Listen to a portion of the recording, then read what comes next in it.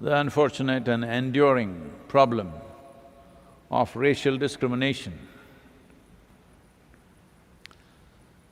and the reactions to that is also taking a toll on the nation at a time like this. On the basis of color, creed and caste, much suffering has been imposed. Much blood has flown, too many lives have been taken, but still the problem endures. Largely, by law, world has become equitable, largely. There are still some nations which are religious republics where by law there is discrimination. But nations have matured in terms of law or in their constitution. But many individual human beings, a substantial number of them unfortunately, refuse to evolve. And they continue the same prejudices, same discrimination and same selective cruelty, either because of color, creed or caste. To fight for equitable laws is completely a different process. But to transform individual human beings is a totally different process. One must understand India's independence movement. Till then you must know, there was an effective apartheid process in this country. And then the civil rights movement in the United States, they fought in a different style because they were fighting against unjust laws. Now the laws have been fixed, but the injustice in human minds and hearts are not gone. This cannot be done by fighting on the street. This is a lot more difficult work. This is about raising human consciousness, about transforming human beings into more conscious and sensitive to all life. We must understand this. I'm cruel to the pigs, but I'm nice to the people is not going to work. Because once there is selective cruelty in your heart, one day you will call some human being a pig and do the same things to him. It's not far away.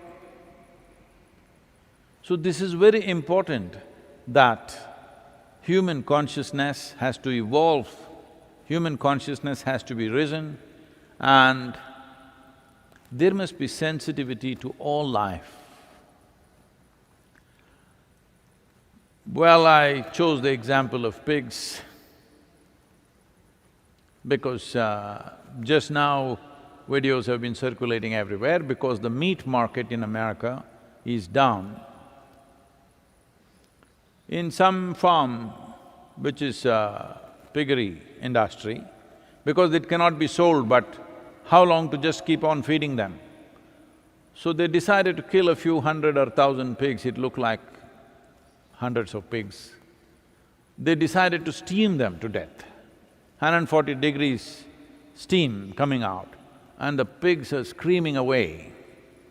It takes a long time for the steam to fill up and for them to die. And then, after the steam is taken out, a few pigs are still not dead, so man is going with a gun and shooting each one of them, those who are not dead yet. When we can do this to one creature, we can do it to another creature, and naturally it'll seep into other human beings that we don't like for whatever reason. Either because of their color or caste or creed, we don't like them and we will do the same things. So the sensitivity has to be towards life itself, not towards this person, that person, a specific problem. Well, in India, this has been going on for last few days. An elephant, a pregnant elephant, was killed with a pineapple loaded with firecrackers or some explosive, potassium nitrate. It's an explosive, it's not really a firecracker.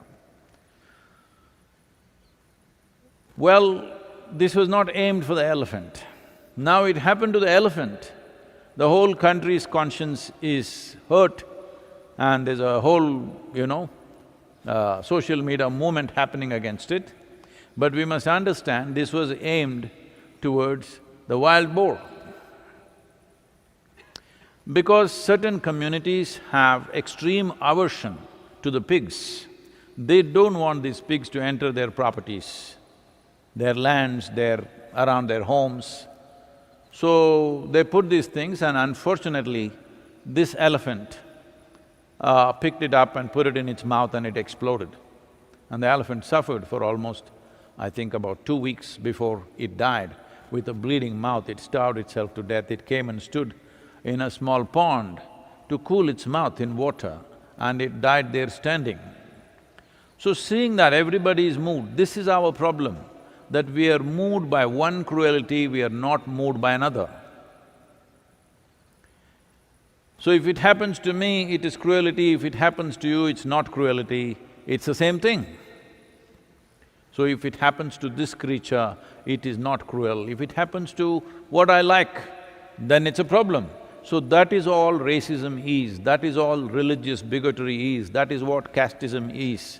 That if it happens to me, it hurts, or if it happens to what belongs to me, hurts. If it happens to them, it doesn't hurt. So this is not going to go away by just changing laws. This is about evolving human beings to a higher level of consciousness, to a more inclusive existence as such, a more sensitive life. Unfortunately, at a time like this, when there is a virus and people are dying, America has the highest number of deaths. At this time, unfortunately, this racism has exploded. Well, it is happening all the time. Nobody who has a darker shade of skin is completely immune to it. Even I'm not immune to it. When I go to America, here and there, things happen. But this particular George Floyd case was too stark and cannot be ignored, just cannot be ignored, because the way it happened. There is another video circulating right now of police shooting a black man's dog. There are too many things like this. This cannot be solved by fighting. This needs a social transformation, an individual evolution.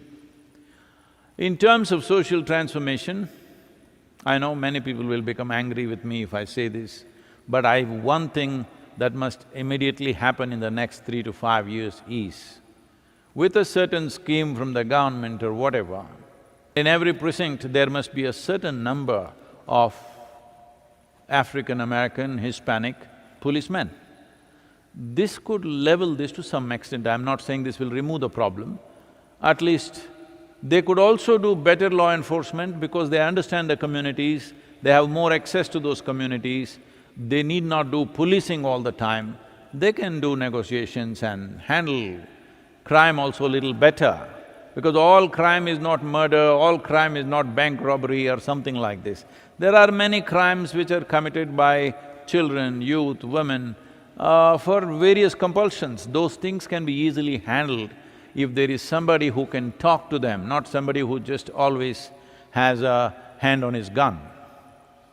So, like this, some social situations can be changed, but without raising human consciousness, without making every human being far more sensitive to life, this is something every society in the world needs to think. If we want cruelty against human beings to go away, cruelty against animals also need to go away. Right now I feel we are treating the animals wantonly. that also translates into treating other human beings like that. It's very easy to do that. When you're doing it to one creature, doing it to another one is not very far away. I think this needs to be addressed in a more fundamental way, and this movement should not be, now how long will you protest on the streets? Maybe right now already 12 days, maybe 20 days you will do it, then it will die out. That is not the way it should be. When no such incident happens, 365 years of the day, it must be kept up, not on the street, but wherever we are, in whichever position we hold, whatever place we hold in a society, whatever responsibilities we hold there it must be kept up. That's the only way you can change this. Just protesting for a certain number of times may not work, but now it is understandable that people are angry. When people are angry, they will not always do sensible things. It is very, very important that now that it's not about one man's life, there is a history, a few hundred years of enormous suffering inflicted upon people. So, this correction cannot happen overnight. As a generation of people, if we are committed to making this happen, before our time is up, we can leave this world with much less prejudice. It is very much possible to do that.